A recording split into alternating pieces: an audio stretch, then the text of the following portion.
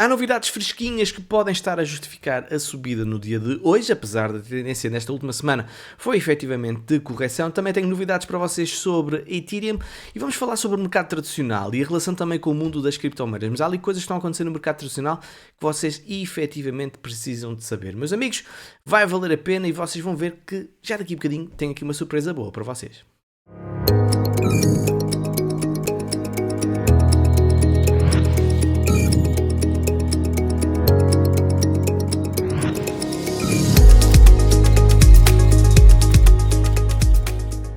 Caros amigos, sejam bem-vindos a mais um episódio do Alex Crypto. Eu lamento ontem não consegui fazer como é normal à quinta-feira, mas a minha vida é obviamente professor e não deu mesmo. Portanto, eu gostava de fazer um episódio todos os dias. Talvez um dia consiga, mas neste momento não consigo. Portanto, cá vai quando é possível, está bem? Mas hoje trago-vos algo que seguramente vocês vão gostar. Em primeiro lugar, queria agradecer a todos aqueles que têm colocado um gosto no canal.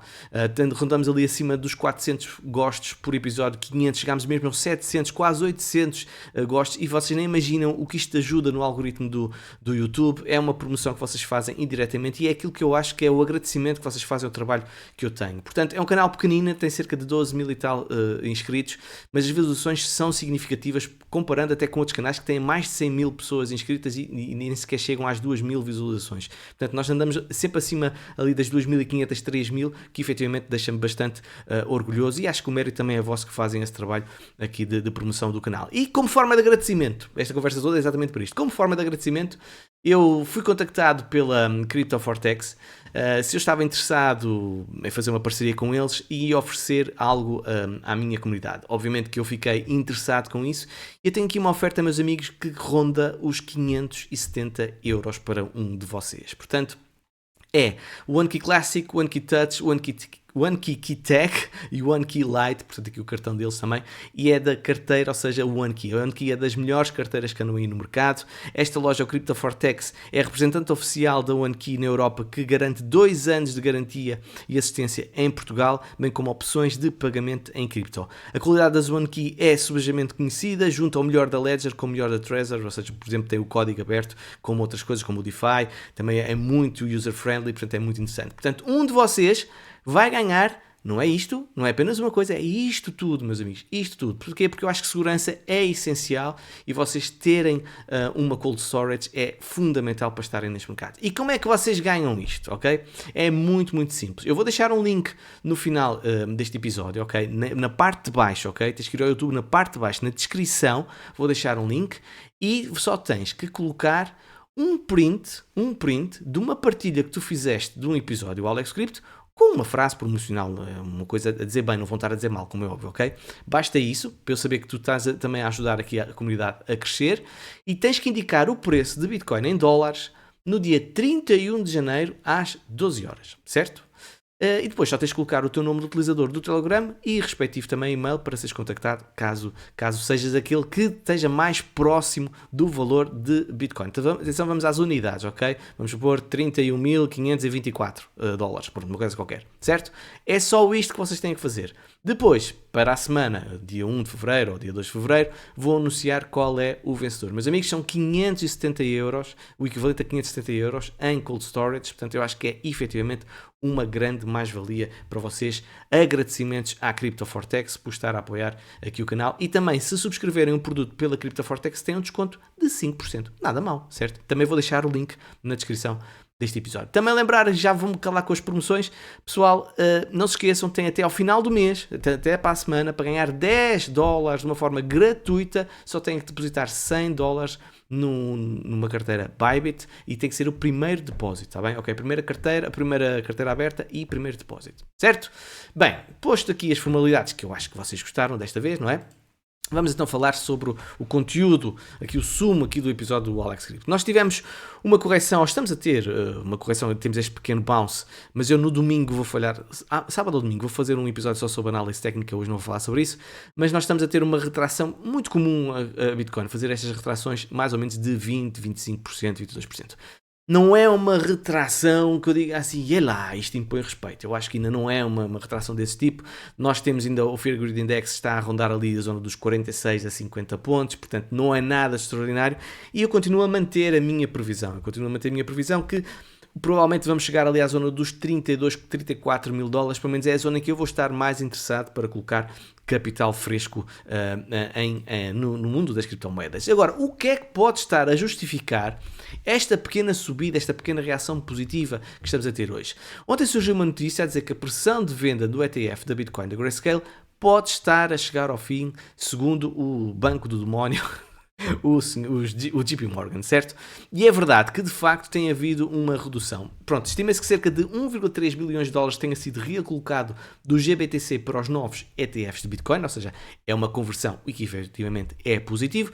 Apesar das saídas do GBTC, o relatório do JP Morgan destaca que a competição com outros ETFs pode aumentar ainda mais a pressão de venda caso a Grayscale não reduza as suas taxas de forma rápida e o suficiente. E isto é importante. Há muito capital entalado na Grayscale e ou eles baixam as taxas, ou acredito que as pessoas, obviamente, vão procurar taxas mais competitivas, porque para que estar a pagar 1,5% se podes pagar 0,2% só por cento? Não faz muito sentido. Portanto, eu acredito que a Grayscale, se calhar, começar a ver as saídas, se calhar vai mudar as taxas para serem mais competitivas. E aqui está o gráfico que mostra a redução que tem acontecido ao nível das vendas por parte de GBTC. Portanto, efetivamente está a cair e se nós tivermos o fim ou uma diminuição significativa destas saídas, obviamente com a entrada que está a acontecer ao nível dos ETFs, nos outros ETFs, podemos ter aqui um fator de maior probabilidade de estabilização, pelo menos subida. Porém, nós agora temos que começar também a desligar um bocadinho destas narrativas dos ETFs. Agora também não vou passar agora todos os episódios a falar sobre ETFs e ver a GBTC vendeu isto, a BlackRock comprou aquilo. Não. Isto agora vai começar a entrar também no ritmo de velocidade de cruzeiro e nós vamos a ver, na minha opinião, a uma subida gradual ao nível dos inflows ao nível de Bitcoin por parte dos ETFs. Agora estamos naquela parte em que a poeira está a assentar, que as coisas estão a assentar, pode demorar mais umas semanas até isso tudo acalmar, mas depois acho que essa tendência de subida vai ser efetivamente gradual. Ainda hoje já temos a Grayscale também a despachar mais BTC, como vocês podem ver aqui por este site, mais ou menos há 24 minutos foram aqui uma série de BTCs enviadas para a Coinbase, portanto temos sempre aquela pressão de venda aqui a surgir. Porém, a BlackRock já recebeu uma transferência massiva de 6,4 mil bitcoins. Portanto, a BlackRock está claramente numa aposta de investimento em BTC, em comprar BTC para depois vender aos clientes que querem, obviamente, Bitcoin. Mas no global, desde que nós tivemos o lançamento destes ETFs, as coisas não foram, se calhar, aquilo que muita gente estava à espera, ok? Eu por exemplo, era uma das pessoas que dizia, e mostrei-vos o gráfico, por exemplo, do ouro, de uma correção do ouro, e que, se calhar, havia aqui muito FOMO, e que as coisas podiam não ser assim tão brilhantes ou tão magníficas no início, e que iria ser algo gradual. E, de acordo com os dados recebidos pelo analista da Bloomberg, o Sr. James Seifert, os 10 ETFs de Bitcoin à vista, incluindo GBTC, tiveram uma saída líquida de 158 milhões na quarta-feira. Portanto, os fluxos diários podem, obviamente, ser inconstantes e os números compilados pela CoinDesk a partir dos sites dos emissores mostram o total de bitcoins mantidos por todos os ETFs à vista, e GBTC incluído, no dia 24 de janeiro de cerca de 649 mil, contra mais de 660 mil na semana anterior, ou seja, um declínio de cerca de 11 mil tokens. E nós podemos ver exatamente isso neste gráfico aqui. Reparem bem, o que está a verde é os inflows, pelo menos aqueles inflows mais expressivos, como as BlackRocks e outras, e aquilo que nós podemos ver é que tem vindo a acontecer uma diminuição ao nível da entrada de capital. Tal como tem havido uma diminuição, agora mais recente, ao nível da saída de GBTC. Mas se nós formos ver o total, certo, nós podemos ver que já tivemos 1 dia, 2 dias, 3 dias, 4 dias, 5 dias dos 9 dias em que houve mais saídas do que entradas ao nível de capital para BTC via ETFs. Portanto, é aquilo que eu digo. É preciso a poeira assentar. Para aqueles que são mais apologistas das coisas negativas, que calhar vão dizer isto afinal é uma treta, isto dos ETFs, não sei o quê. Pá, esqueçam isso, amigos, esqueçam isso. Nós precisamos de pontes de entrada de capital para Bitcoin. Pode-se questionar, efetivamente, porque é institucional e não se querer isso, ok, tudo bem, e compreendo perfeitamente essa opinião e até subscrevo, mas se queremos adoção e levar Bitcoin a altos voos, quando digo altos voos é acima de 100 mil, É preciso capital institucional, meus amigos. Não acredito que as sardinhas como eu e tu consigamos levar Bitcoin a valores de $100.000, ou 150 ou 200. E já nem falo no que diz a Cathie Woods, que é pelo menos, no mínimo, a senhora Cathie Woods é assim, no mínimo 600 mil. É, 600 mil, no mínimo, certo? Ok? Pronto, mas a senhora acho que também se estica um bocadinho. Algo que vai ajudar estes ETFs é o que a Google vai fazer, porque a partir do dia 29 já vai ser possível os ETFs aparecerem como anúncios, ok? Em tudo o que é Google. E como vocês sabem, tudo aquela publicidade que vocês veem nos sites, nos telemóveis, nos Facebooks, em tudo o que é redes sociais, a Google obviamente tem um peso muito importante. Portanto, vai ser engraçado, se calhar vocês vão estar a navegar numa vossa rede social ou a ver alguns sites que vocês conhecem e começam a ver aquelas notícias de ETFs a surgirem, porque como vocês andam neste mundo, o algoritmo também vai procurar aquilo que vocês mais procuram e mais pesquisam. Vai ser uma boa notícia. Outra boa notícia que aqui está a surgir é o que está a acontecer em Hong Kong. Vamos ter, pelos vistos já está decidido, vamos ter um ETF de spot para Bitcoin no primeiro semestre de 2024 em Hong Kong. Portanto, é um hub, a China, de uma forma indireta, está a aceitar Bitcoin via Hong Kong, ok? Via Hong Kong tem um estatuto ligeiramente diferente, mas não deixa de ser uma aceitação indireta que a China está a fazer. E há muito dinheiro em Hong Kong, há muito dinheiro na China.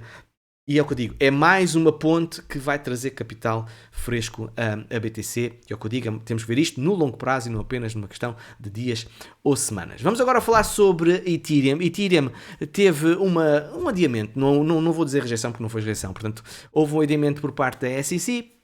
Ao nível do seu Bitcoin, do seu ETF de spot, eu acho que continuo a achar que vai ser em maio, não vai ser antes. Não há necessidade nenhuma do SEC aprovar antes o ETF e eu acho que vai acontecer exatamente isso. Porém, vou-vos trazer aqui algo que eu acho que vocês devem ter em cima da mesa.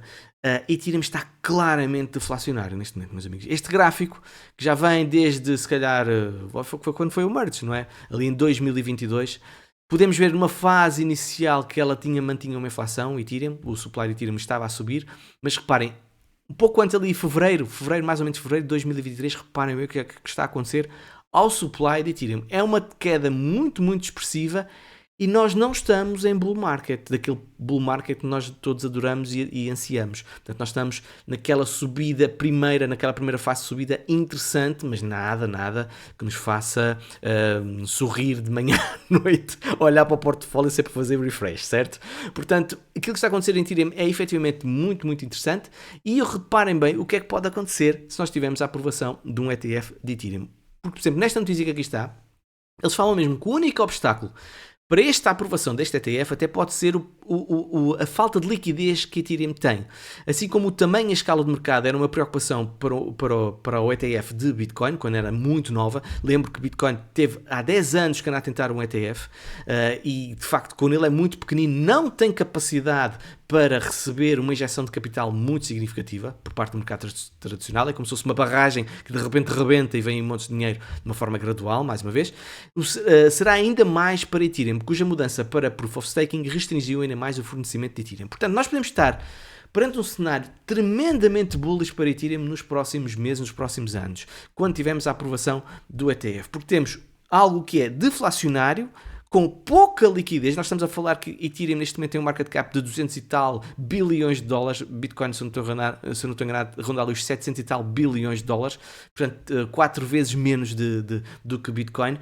O que reflete bem, o que pode influenciar bastante o preço, a variação do preço. Pode haver muito mais volatilidade com a questão da aprovação destes ETFs. Atenção que não é só uma instituição, são várias instituições, acho que são cerca de 7 que querem este ETF. Mas como a gente já viu em Bitcoin, nem todas vão despejar mundos e fundos. Obviamente que a BlackRock vai ser sempre a principal. Neste momento, e vocês perguntam, Alex, isto é muito, muito bonito, mas Ethereum continua a derrapar. É verdade, Ethereum continua com aquela fase é que está sob uma pressão muito forte também por parte de Celsius. A Celsius continua a despejar Ethereum, o que efetivamente não está a ajudar à questão do preço. Bem como a notícia do adiamento da aprovação do ETF de Ethereum também fez com que no dia de hoje, no dia de ontem, Ethereum não se tenha comportado tão bem. Eu quando faço esta análise de Ethereum não faço para agora, faço para os próximos meses, ok? E é por causa disso é que eu vendi a minha de Bitcoin para Ethereum também. Posso estar enganado, não é aconselhamento financeiro, por amor de Deus, ok? Não sigam apenas aquilo que eu digo. sou apenas um tipo do YouTube, mas foi a minha opinião e a minha visão das coisas, está bem? Mas, se vocês andarem pelo Twitter, já começam a ver algumas notícias um bocado catastrofistas, certo? Por parte do Bitcoin. Já se fala mesmo que Bitcoin pode ter uma queda a $10.000. Eu acho isto inacreditável. O pessoal, eu não sei. Isto, sem ofensa, mas eu acho que às vezes o pessoal vê muito a CMTV e é muito, muito, muito exagerado nos títulos, porque nós ainda nem sequer perdemos os 38 mil, já se estão a falar em $10.000. Quer dizer, acho que as pessoas deviam ter aprendido um pouco do que aconteceu no último bear market. Eu não acredito, sinceramente. Pronto, dou sempre. Isto não é impossível. Não há impossíveis no mercado das criptomoedas e nós já sabemos isso, certo? Mas eu dou uma probabilidade muitíssimo baixa de ver Bitcoin a fazer novos mínimos, sinceramente. Porém, pode acontecer, não vou dizer que não, e até podemos ter um efeito Black Swan, como por exemplo aconteceu em março de 2020, e se isso acontecer em 2024 por algum fenómeno que neste momento, e quando eu digo fenómeno, se calhar mais relacionados com alguma guerra, não é? Ou guerra ainda mais expressiva do que infelizmente aquela que está a ocorrer, podemos ter de facto um evento de Black Swan e levar, por exemplo, como aconteceu em 2020, em que nós fomos testar o fundo de BTC, mais ou menos, acho que foi ali a zona dos $3 mil, não estou enganado, se eu não estou enganado, agora se calhar não estou a dizer mal, mas pronto. Podemos ter de facto esse cenário, seria muita coincidência acontecer isso em março, mas vamos ver, em março cá estaremos, espero eu, se tudo correr bem, e vamos ver exatamente isso. Há efetivamente notícias de pressão de venda por parte do Bitcoin, porque o governo americano vai vender Bitcoin, porém não estamos a falar de uma grande quantidade. Vai ser duas tranches, ou seja, 2 lotes de BTC, uma de 2.800 Bitcoins, e no valor de 129 milhões e outra de 58 Bitcoins por cerca de 3 milhões. Portanto, eu acho que isto não é significativo. Agora, temos a situação de algum problema, por exemplo, com o Grayscale, com o fundo de GBTC, um dump massivo, a situação do despejo da Mt. Gox também, que pode acontecer a levar esse efeito de liquidações constantes ao nível de longs e pode levar àqueles raios muito, muito expressivos. Portanto, mas eu continuo a achar que a minha previsão faz algum sentido, 30 mil, 32, 34 mil e se calhar um raio de pressão de venda se calhar mais expressivo abaixo dos 30 mil, mas rapidamente comprado, é aquilo que eu estou a ver para os próximos meses. É verdade que no curto prazo nós estamos a ver quer as sardinhas, quer os golfinhos, quer as baleias a vender BTC, portanto as moradas estão de facto que têm Bitcoin até uma BTC, de 1 a 1000 BTC e mais de 1000, estão de facto a vender, ou seja, a diminuir as suas carteiras. Isso está a acontecer desde o final de dezembro e aqui também meados de janeiro. Portanto, obviamente que não é um bom sinal. Mas, é o que eu digo, meus amigos, nada pode subir para sempre. Isto estava muito, muito esticado e é perfeitamente normal vermos alguma correção e aproveitar também. As pessoas precisam, efetivamente, de vender e fazer alguns lucros. Infelizmente, já cerca de 66 mil pessoas foram comprometidas que têm o Trezor e têm recebido e-mails. Eu, por exemplo, conheço pessoas que já receberam e-mails de phishing. Portanto, muito cuidado se tens uma Trezor. Atenção, muita atenção aos e-mails para ver se não dás aquilo que não deves. Ou seja, as tuas seeds nunca deves dar. Nunca, mas mesmo nunca. Já disse nunca? Pronto, é nunca, está bem? E agora vamos falar um pouco sobre o que está acontecendo no mercado tradicional, certo? Eu acho que é importante vocês ficarem em par. Ora bem, o Conselho do Federal Reserve, portanto o Fed, anunciou na quarta-feira que o programa de financiamento a prazo bancário deixará de conceder novos empréstimos conforme programado a 11 de março. Okay? A partir de 11 de março, a torneira fecha-se por parte do Fed em apoio aos bancos. O programa vai continuar a conceder empréstimos até esse momento e está disponível como uma fonte adicional de liquidez para instituições elegíveis. O que é que isto quer dizer então? Que o programa isto é uma explicação como se fôssemos 5 anos, este programa é como um programa de empréstimo social para bancos criados pela Federal Reserve, foi criado para garantir que os bancos tenham o seu dinheiro caso você e os seus amigos de repente o queiram de volta, ou seja, se houver uma busca massiva, uma retirada massiva, se é que é, de dinheiro por parte dos bancos americanos, e foi criado há um ano lembram-se da resposta àquilo que aconteceu ao Signature Bank e ao Silicon Valley Bank, é que eles disseram, meus amigos, não vai haver problema de liquidez, se acontecer alguma coisa, nós estamos cá para isso. E isto, se nós juntarmos a esta notícia com esta notícia que aqui está, em 14% de todos os empréstimos para imóveis comerciais e 44% dos empréstimos para edifícios de escritórios estão agora em património líquido negativo. Por outras palavras, significa que a dívida é agora superior ao valor da propriedade de todas estas propriedades. Atualmente, os bancos dos Estados Unidos detêm mais de 2,9 bilhões de dólares em dívida, a maior parte do qual é detida por bancos regionais, os bancos mais pequeninos.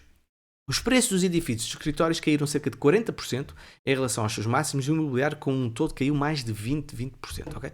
Tudo à medida que as taxas aumentam e muitos destes empréstimos deverão ser refinanciados. E o que é que isto quer dizer, meus amigos? Significa que a torneira do Fed vai fechar para os banquinhos, certo?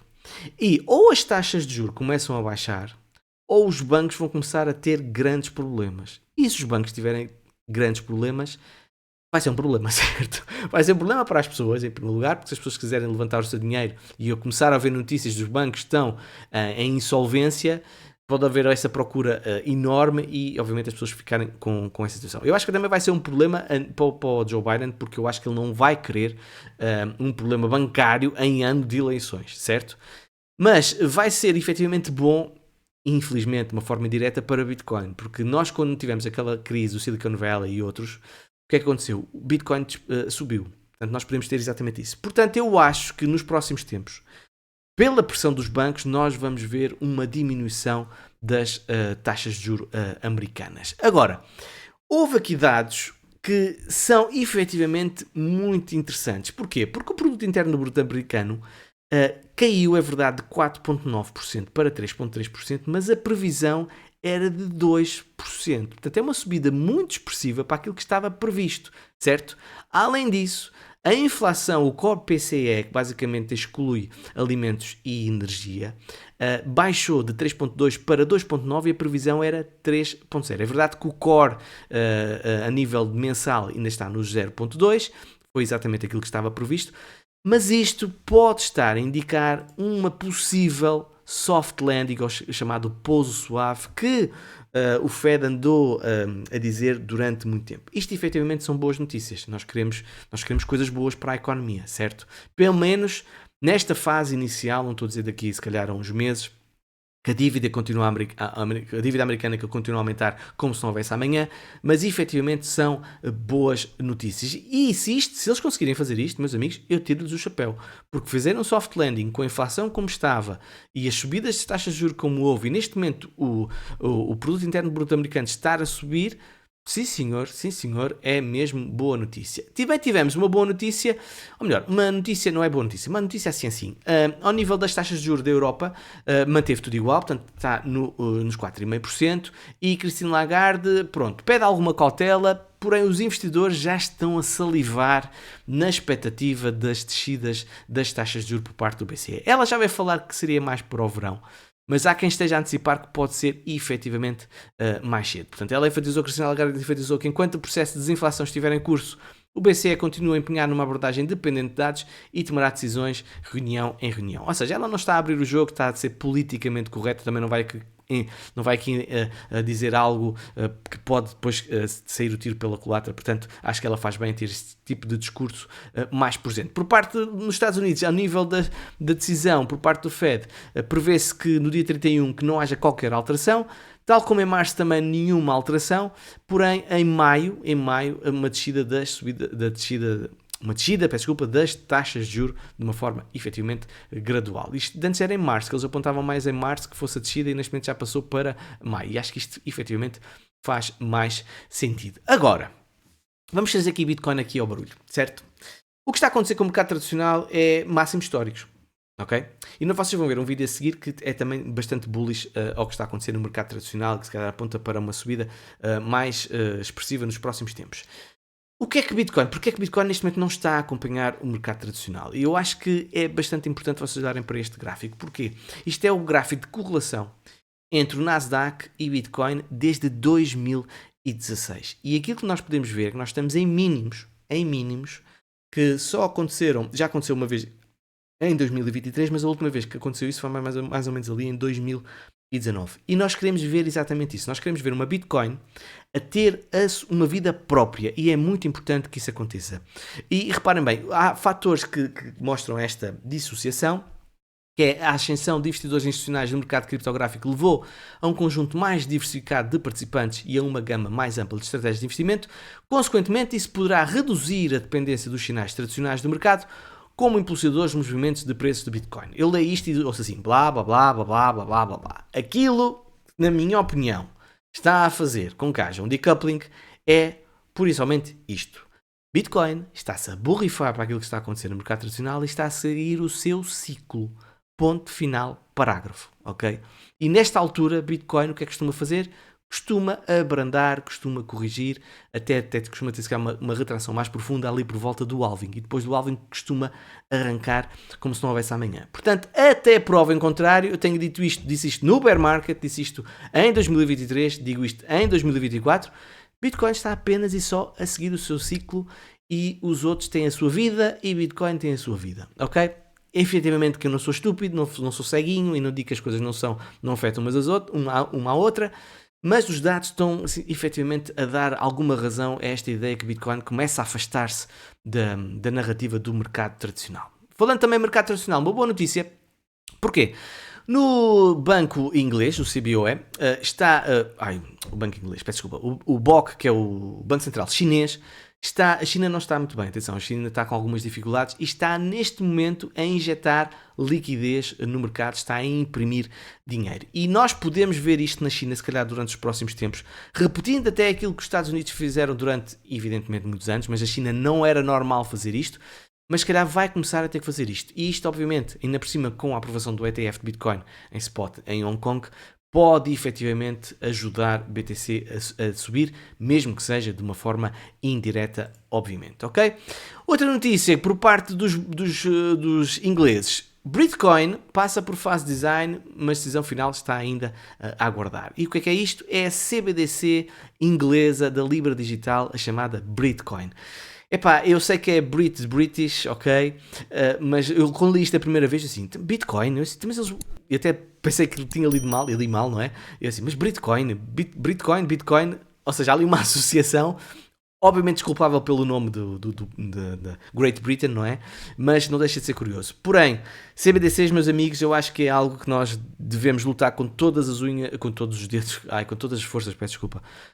Porque isto efetivamente não vai ser bom. É uma forma de controle total em que o teu dinheiro pode, num clique, ficar simplesmente retido pelo banco, ok? E agora vamos ver uma previsão por alguém que se chama Thomas Hayes, que é do Hedge Fund Manager, e ele foi uma das pessoas que disse que em 2023 o mercado ia estar bullish, o mercado tradicional. Portanto, vamos ouvir agora as suas previsões para 2024. Por isso, meus amigos, despeço-me, vejo-me provavelmente no fim de semana para fazer um bocado de análise técnica. Ia-me esquecer, deixem nos comentários, aqueles que ainda me estão a ouvir ainda, uma moedinha que vocês querem que eu analise, está bem? Para ver se eu consigo analisar, está bem? Vá, beijinhos e abraços e até ao próximo episódio. We're probably, it's interesting. Everyone's looking for a crash in January or February because we ran too far, too fast, so to speak, in the last 9 or 10 weeks. And what they fail to realize is that or pay attention to, we like to zoom out.